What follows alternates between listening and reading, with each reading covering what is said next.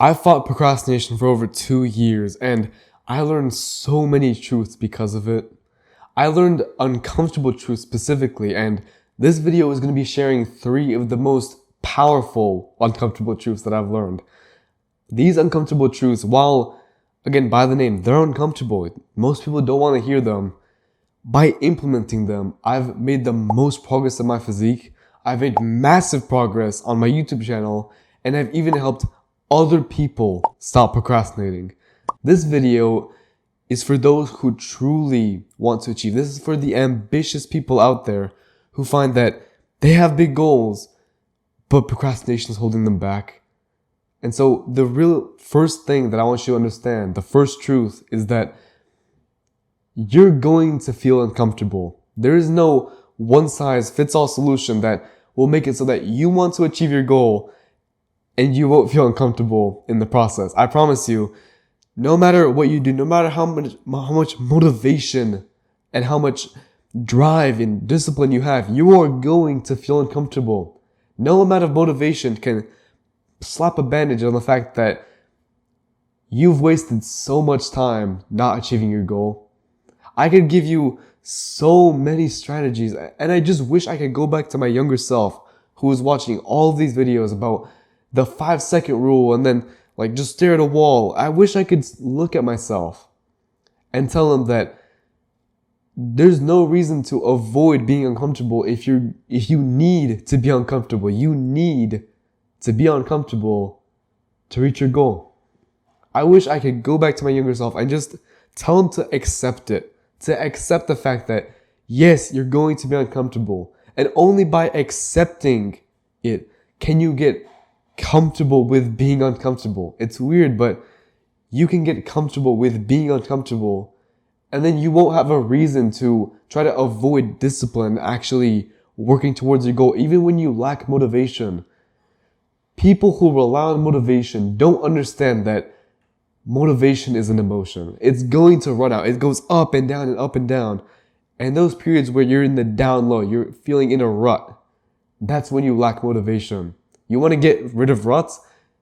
Get comfortable with having no motivation. And then you will have 0 ruts and you'll be making progress towards your goal. You're going to feel uncomfortable no matter what.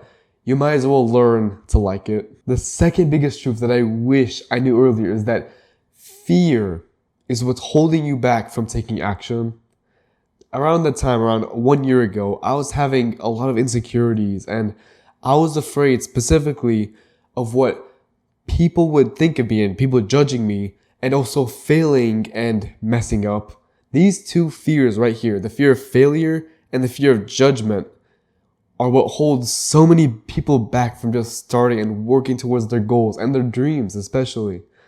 My first YouTube video, I delayed it by months just because I was scared of what people at my school would think of me. I thought they were going to find out and they were going to start making fun of me. The truth is, I recorded my first video and nobody cared. And then I started recording more videos and they still didn't care. 1 year later, after recording videos daily, nobody cares. Still, nobody cares. And the real way that I got past this is that I dipped my toes into making videos. I know that sounds funny, but I dipped my toes. Just like when you're about to jump into a swimming pool, you dip your toes a little bit, get a feel for the water, if it's nice and warm or is it freezing cold. You don't know. So that means you have to try it out and see if it's nice, see if everything's okay.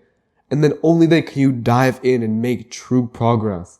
Just like the fear of judgment, you have to try something out and see that in reality, nobody cares, right? It's easy for me to say nobody cares, but I was feeling the exact same thing. I get it. In your brain, you're thinking that, oh, whatever, it's easy for me to say. But the only way you can start to realize that it's not even that bad is to just try it yourself. Do you want to be stuck in the exact same spot that you are in right now in a few years? I've spoken to people who have genuinely wanted to start and work towards their goals and dreams for over 2 years. 2 years that they could have made progress and honestly even achieved their goals, but they spent it on procrastinating instead. Even the same thing for the fear of failure. The only way you can achieve your goal is if you try. And sure, if you try, you might fail, but failure is just a process in learning. You will have to learn to reach your goal because the version of you currently has not reached your goal. Therefore, you need to learn something or you need to do something that you aren't doing right now. It sounds simple, but the only way you can reach your goal is if you fail. And so failure isn't a problem. It's actually the goal. You want to fail. You want to mess up to get more progress and faster progress. Fear is going to pop up in your life, but just know that it's irrational. It's just your brain lying to you once again, like all of those other times where you ended up procrastinating. Get past fear by realizing that it's not real.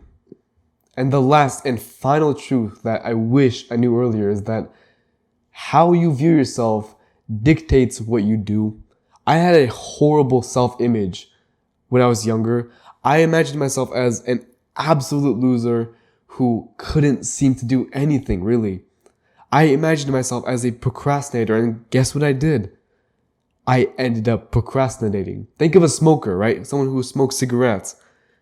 They don't have to manually think of how to light up a cigarette with the lighter, pick it up, put it in their mouth. They don't need to think about that. They're completely mindless. Mind is completely shut off. And even though their brain's not thinking, they're automatically doing that stuff. They're automatically lighting the cigarette. They are doing that because of how they view themselves. Their self-image determines what they do. I don't smoke and I never will because I don't see myself as a smoker. I don't see myself as a smoker, and so it's a huge leap for me to even look at a cigarette, let alone do anything with it.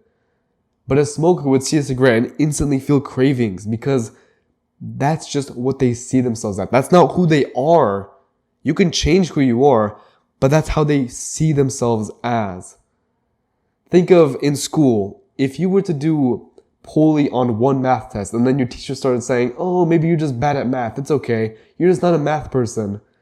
You'll start to believe that. And so for the rest of your school career, let's say, you'll do worse in math than if the teacher just said, oh, it's okay. You just messed up. You'll do better next time. Such a simple label that a teacher 5-10 years ago told you that is still affecting you to this day. It's these labels that get attached into your head that you change by redefining who you are. It's almost like affirmations where you're just telling yourself, I don't procrastinate. I don't waste time on watching random YouTube videos.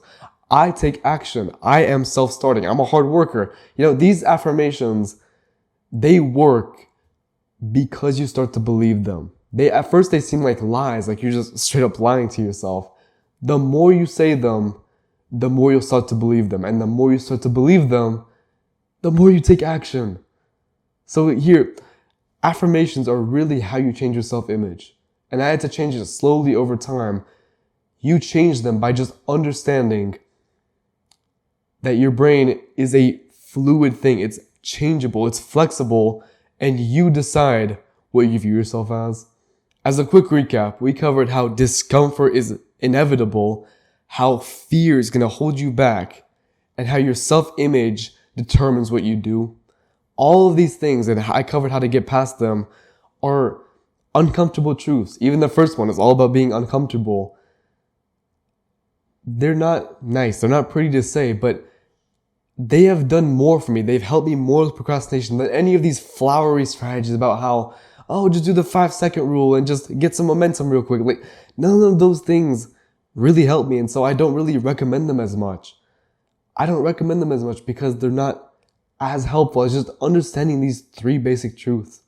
I hope that you even apply one of them. Even applying one of them will get you so much further than only doing none of them. You can go ahead and just apply one of these, and I promise you, you will procrastinate less. If you want me to help you personally with procrastination, those are only 3 truths that I have. I have so much more knowledge and expertise with procrastination. And as I mentioned earlier, I've even helped other people with procrastination. And so I do procrastination coaching. If you want to get your free consultation, click the link in the description.